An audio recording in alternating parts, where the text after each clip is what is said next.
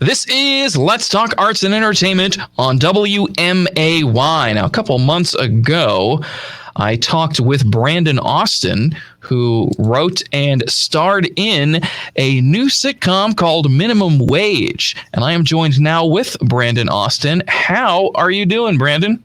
Hey, I'm good, Kevin. How are you? I'm doing pretty good. So just for a short recap, if those are watching or listening have not yet seen Minimum Wage or haven't heard us talking about it, give us a lowdown on what the sitcom Minimum Wage is all about. Oh yeah, Minimum Wage is about kind of the everyday life of these kids, these young adults working at this coffee shop and having to deal with their out of control, quick to anger owner, as well as a couple other employees or coworkers that are not with it. Just trying to raise money, trying to get through school, but still having to survive. Working at a minimum wage job. Yeah, and it is a very funny show. You can watch the first episode on their Facebook page. It's also on YouTube. And I don't want to give too much away, but now as the next episode is coming, where are we leaving off? What is just some of the characters, the main players, and what's going on now that we're heading into episode 2? So episode 2 is starting off about 3 months after the pilot. Okay. Doing it in real time. The first episode aired back in September, and the second episode is going to be December. We had that gap in there just so we can raise funding for the budget. So we wanted to keep that with the show, keep it in real time. So episode 2 picks off about 3 months later. In episode 1, Samantha tells Ben about her boyfriend, and it kind of catches him off guard. And fast forward 3 months later, Samantha's boyfriend Zach is now in the picture.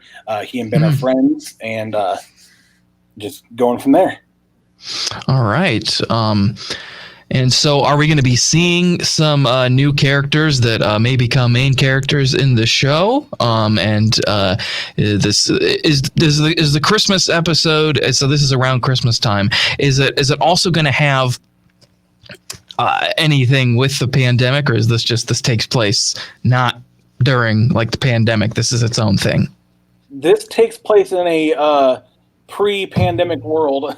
So there is nice. nothing COVID related in it. That was one of the biggest questions that we had going into it was how do we tie in the pandemic? And we kind of just came to the agreement that with local theater being shut down, with movie theaters being closed down, everything seems to be revolved around the pandemic right now. And we wanted to make something that completely distracted everybody from the pandemic for a little bit, gave them something to escape the pandemic in. So we wanted to make sure that we mentioned nothing of a pandemic. We mentioned nothing of COVID-19. And we just want to give people some normalcy, even in TV shows that are coming out. A lot of the reality shows are still being filmed, and I watched one of the reality shows the other day, and people were wearing masks, and like, man, it's so crazy. Like, everything's about the pandemic now. So we wanted to make sure that there was nothing tying in this show to the pandemic. That way, people have that, have minimum wage to escape to get away from the pandemic for a little bit. It does make it difficult on set because you don't want to have the pandemic involved in the show, but it's involved in the filming. We have to make sure that all of our actors are being safe, and people are keeping a safe distance when they're not on camera. And, all of our extras and actors, as they're coming in, we're taking their temperature, and, so the COVID-19 is very present in the filming, but once that camera's on, it's normal life. Yeah, that is good. I do agree with you there. It is, yes, it will come before we know it. The time when we won't have to worry as much about Yeah. being masked up around every single person, and but it. But it's one of those things. There was even a movie recently, and I can't think of the name of it, but it's centered heavily around the pandemic had gotten worse in the future, and it was kind of like banking on it, and it was just like really, it's just kind of depressing. And I'm like, people don't want to watch that. People want to, because I mean, there's certain things that are like that have the pandemic in it that you can realize, okay, this is an artistic sort of thing that they're doing. But but it is nice. It is a nice escape from reality to not have to think about the pandemic. So I do like that you guys are going in that direction, just keeping it like pre or somewhat post, I guess, pandemic in some ways, as we'll see, I guess. But you guys are taking the precautions, right? You're taking the precautions when the cameras are off, as we even when the cameras are on, if you're not on camera, we're requiring everybody to be masked up, keep a distance. Like we said, or like I said, when people come in the door, we're taking temperatures, making sure nobody is sick, because one of our biggest fears, actors, they're getting to be in this show. These extras are, they're having a fun time being in the show. We fear that if they're sick, they might not want to tell us, right. Fear of being, told that they can't be involved, which luckily the cast members, we've had no issues with whatsoever. Somebody was like, I'm not feeling well. I apologize, but I can't, I won't be able to be in this episode. I'm like, you know what? That's fine. Thank you for being honest. And me having to, rearrange some lines in an episode is much better than all of a sudden we're waiting 6 months to film an episode because people have been sick, and we have to make sure everybody's good to go, or not 6 months, but I guess months, and jeopardize. Because who knows? When people are getting sick, it's not always you're down and out for 3 weeks and then you're better. Some people are it's affecting people really heavily. So I was like, no, I'm glad that you told us. Thank you for being honest. We'll gladly, switch some lines around, and you just focus on getting better. So super thankful for the cast. They've been awesome.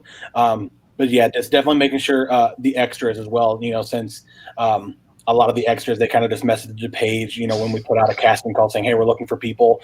We want to make sure, we're asking the questions before they come in. Like, have you felt, going through all the questions that you hear every time you walk into a Springfield clinic or a doctor's appointment, right? Making sure everybody's got a mask, and just checking temperatures, and making sure nobody's just trying to slip in, even if they're not feeling well, just because they don't want to be not included or excluded from the show. But we're having a lot of fun with this, man. This is the Christmas episode.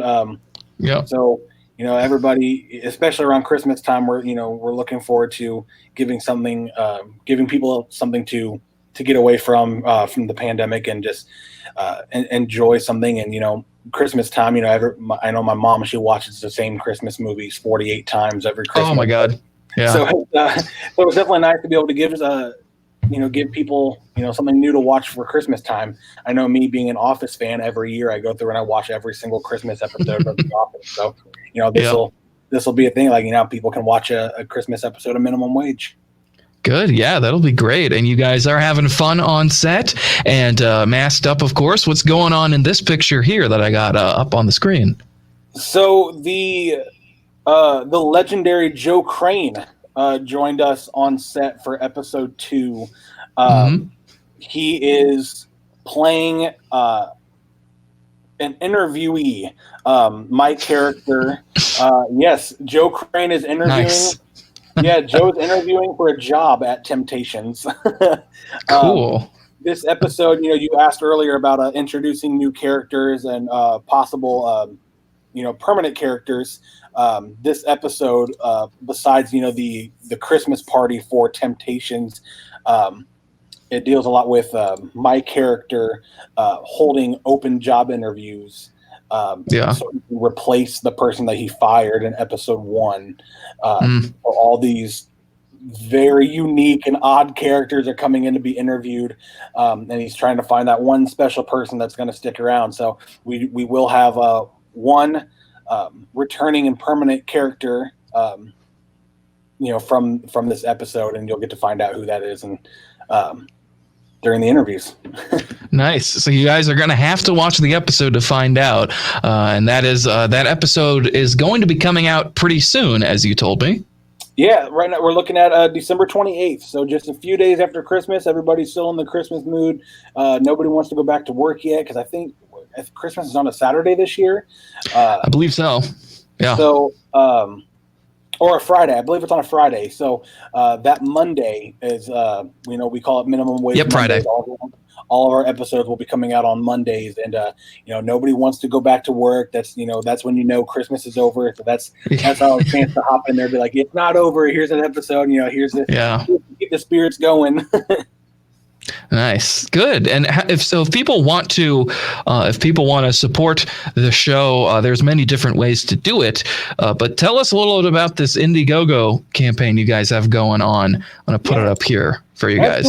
So we created this Indiegogo platform, or this campaign on the Indiegogo platform, where people can go and check out all the awesome perks that we have for people that become financial backers. We've had several people take up some of those perks. One of them is you get to join us on set as an extra. One is you get some pretty awesome minimum wage merchandise. We're making some coffee mugs and some aprons, and everything will be signed by the cast. And they're just so many cool things that people can choose from, because we want to make sure that we're showing appreciation for those that that do become financial backers, instead of just hey, thanks for your money. We want to make sure we're appreciating those that appreciate us, and those that believe in what we're doing and want to help us succeed. We want to make sure that we know that we are very grateful and thankful for them. So we got some awesome perks and giving out some stuff, and just hoping to make this show the best it can be. Yeah, that's great. That is awesome. So, guys, make sure that you go support the Indiegogo for this. Make sure you also go to their Facebook page. There you can find information such as the next episode, which is coming out on the 28th, as well as you can watch the pilot if you have not yet watched it or you want to watch it again. Brandon Austin, thank you so much for joining me on Let's Talk Arts and Entertainment, and I'm sure we will be talking again soon to talk about more minimum wage. Absolutely. Thanks a lot, Kevin. Always a pleasure. Yeah, thank you. It's good to see you. It is Let's Talk Arts and Entertainment on WMAY.